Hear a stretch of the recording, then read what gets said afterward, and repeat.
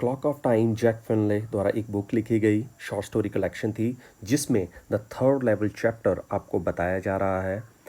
इसमें बताया जा रहा है कनेक्शन टाइम और स्पेस का। चार्ली 31 साल का एक नौजवान युवा है, न्यूयॉर्क में रहता है। थर्ड लेवल में अचानक वो पहुंच जाता है, जिसको राइटर बोलता है कि it is waking dream wish fulfilment.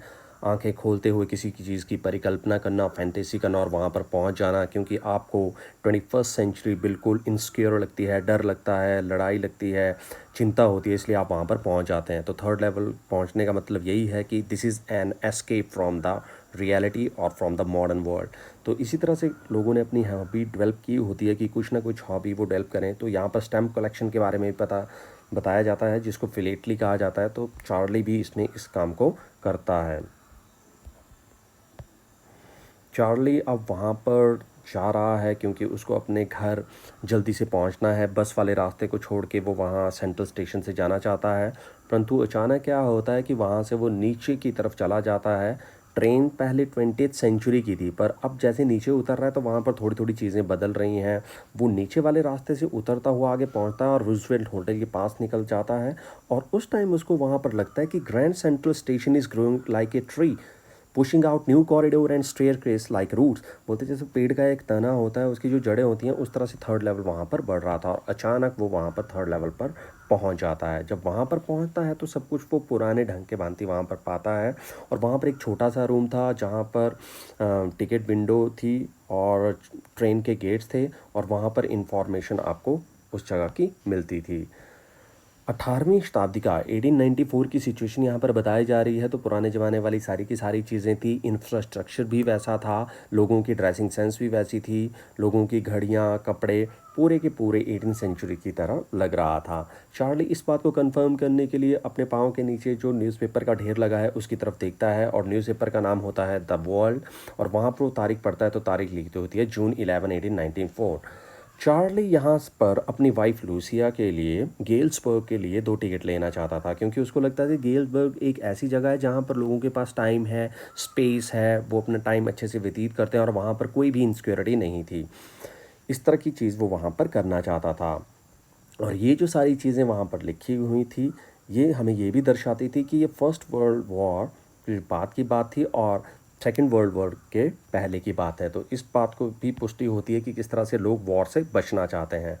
जब वो अपनी वाइफ के लिए और अपने लिए वहाँ पर टिकट खरीदना चाहता है तो वहाँ पर वो देखता है कि जो क्लर्क है वो उसको मना करता है कि सर, ओल्ड करेंसी नोट मुझे चाहिए, ना कि नए नोट के द्वारा मैं आपको टिकट दे दूं, क्योंकि बात हो रही है 21st सेंचुरी की। तो 21st सेंचुरी के नोट या जो करेंसी होगी, पैसे होंगे, वो 18th सेंचुरी में नहीं चल सकते। चार्ली इस चीज़ को पाने के लिए अपने कुछ डॉलर्स को कन्वर्ट करवाता है और इस सारी की सारी बात को अपने साइकाइट्रिस्ट फ्रेंड सैम से भी बताता है और दोबारा से वहाँ पर जाता है। पर चार्ली को कभी भी थर्ड लेवल नहीं मिलता। Never again found the corridor that leads to the third level. तो वहाँ पर उसको नहीं मिलता है। उसके बाद वो सारी की सारी चीज़ों को वहाँ पर अपने दिमाग में सोचता है, और उसके बाद उसका जो फ्रेंड है, साइकाइट्रिस्ट फ्रेंड, वो भी वहाँ से गायब हो जाता है।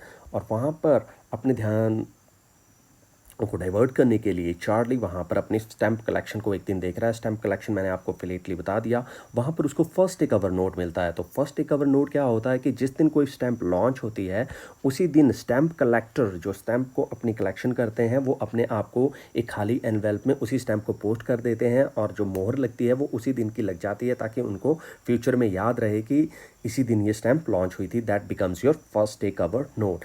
चार्ली ऐसा ही एक फर्स्ट डे कवर नोट खोलता है और बोलता है कि वो उसके ग्रैंड डैड के एड्रेस पर था। और जब वो उसको खोलता है तो वो बिल्कुल भी खाली नहीं है। उसके अंदर जुलाई 1894 का एक लेटर लिखा हुआ है, और लेटर लिखा गया है सैम के द्वारा और चार्ली के लिए लिखा गया है। चार्ली को वो बोलता है कि मैं 2 वीक से यहाँ पर हूँ। उसका फ्रेंड बोल रहा है, सैम बोल रहा है 2 वीक से यहाँ पर हूँ, यहाँ पर लोग पियानो बजाते हैं और मैं अब लेमनेड पीने जा रहा हूँ, यहाँ पर बड़ा अच्छा माहौल है, तुम लोग भी यहाँ पर आ जाओ और ठीक है। तो उसके लेटर से हम क्या समझते हैं, सैम के लेटर से हम यही समझते हैं कि सैम भी इसी सिचुएशन में, इसलिए वहाँ से वो छोड़ के गेल्सबर्ग चला गया, क्योंकि लास्ट में उसको यही पता लगता है कि सैम ने भी अपने पैसे कन्वर्ट करवाए थे और वो वहाँ से चला गया था। तो क्वेश्चन जो बनता है इसका सिंपल बनते हैं कि थर्ड लेवल से आप क्या समझते हैं, ये किस प्रकार का माध्यम है। तो आप सीधा बोलेंगे कि माध्यम है बचने का, इनसिक्योरिटी, फियर, वरी, वॉर से बचने का, इसलिए चार्ली वहाँ पर चार्ली थर्ड लेवल पहुंचता है। इन सैम के लेटर से आप क्या समझते हैं? तो सैम के लेटर से आप यही समझते हैं कि सैम भी सेम सिचुएशन में है, वो भी बचना चाहता है। थर्ड है modern world insecurity, fear, war, worry और स्ट्रेस में है। बोलते हाँ है। What are the ways in which we attempt to overcome them? बोलते कौन कौन से ऐसे रास्ते हैं जिनसे हम इन स्ट्रेस से बाहर रहें? तो लोगों की काफ़ी ज़्यादा हॉबीज़ होती हैं, स्विमिंग करते हैं, साइकिलिंग करते हैं, माउंटेनियरिंग करते हैं, पेंटिंग करते हैं, डांस करते हैं, सिंगिंग करते हैं, गेम्स खेलते हैं। तो इस तरह के चार्ली ने भी थर्ड लेवल ढूंढ लिया और अपनी फिलेटली कलेक्शन ऑफ स्टैम्प में अपना टाइम व्यतीत किया। क्या आपको लगता है कि टाइम और स्पेस में इंटरसेक्शन है? बिल्कुल है। एक तरफ हम 21st सेंचुरी में चार्ली को देखते हैं और दूसरी तरफ हम देखते हैं कि चार्ली एकदम 1894 में पहुंच गया। तो टाइम एंड स्पेस बताया जा रहा है, जिसमें एक क्लू ये यहाँ पर मिलता है कि जो मॉडर्न वर्ल्ड की सिचुएशन है वो बहुत ही पैथेटिक हो चुकी है, इसलिए वो पुराने वाला टाइम था वो अच्छा था, वहाँ पर वो सिक्योर फील कर रहा है, इसलिए इसको बताया गया है। फ्यूचरिस्टिक प्रोजेक्शन आपको इसमें लगती है? बिल्कुल हाँ लगती है, क्योंकि फ्यूचर में बताया जा रहा है कि क्या स्थिति होगी और पास्ट हमारा ठीक था।